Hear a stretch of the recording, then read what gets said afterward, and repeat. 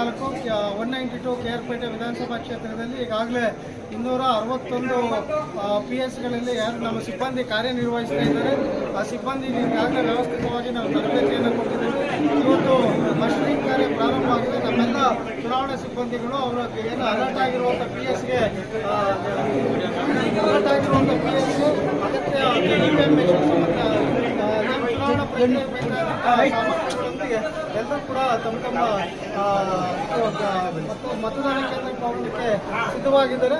ಒಟ್ಟಾರೆ 192 KRಪೇಟೆ ವಿಧಾನಸಭಾ ಕ್ಷೇತ್ರದಲ್ಲಿ ಮಸ್ಟರಿಂಗ್ ಕಾರ್ಯ ಶಾಂತಿಯುತವಾಗಿ ಸುವ್ಯವಸ್ಥಿತವಾಗಿ ಪ್ರಾರಂಭವಾಗಿದೆ.